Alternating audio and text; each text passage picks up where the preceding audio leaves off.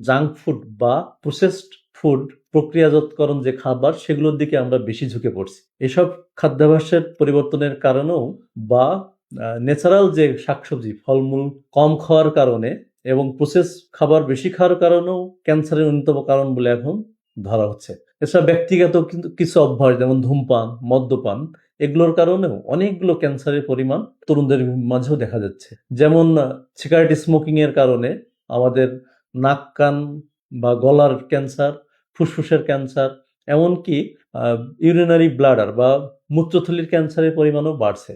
আবার মদ্যপানের কারণে liver cancer টাইপের ক্যান্সারগুলো বেশি হয়ে থাকে। তারপর আরেকটা কারণ হিসেবে এখন আমরা দেখি যে স্থূলতা, যেগুলো আসলে জীবনযাত্রার মান এবং ভেজাল খাদ্যের কারণেই বেশি দেখা যায়। আমরা শারীরিক চর্চা না করার কারণে অনেক তরুণ বয়সে আমরা অনেক স্থূল বা মোটা হয়ে যাচ্ছি। এক্ষেত্রে শরীরে অনেক হরমোনের তারতম্য দেখা যায়। এক্ষেত্রে আমাদের যে রোগ প্রতিরোধ ক্ষমতা কমে যায়। এক্ষেত্রেও ক্যান্সারের একটা প্রধান কারণ মনে করা হয়। তরুণদের মাঝে ক্যান্সার বাড়ার আরেকটা গুরুত্বপূর্ণ কারণ হচ্ছে সংক্রমণ বা ইনফেকশন। যেমন এইচপিভি নামক একটা ভাইরাস আছে, যেটা মহিলাদের যদি এই ভাইরাসে সংক্রমিত হয় তাহলে তাদের জরায়ু মুখের ক্যান্সার বা সার্ভাইকাল ক্যান্সারের পরিমাণ বেড়ে যায়। আরও আছে হেপাটাইটিস বি এবং সি, যেটা আমাদের লিভারকে আক্রমণ করে। এই হেপাটাইটিস বি এবং সি অনেকদিন ধরে সংক্রমিত থাকলে তাদের লিভার ক্যান্সার বা হেপাটোসেলুলার কার্সিনোমা হওয়ার সম্ভাবনা বাড়ে।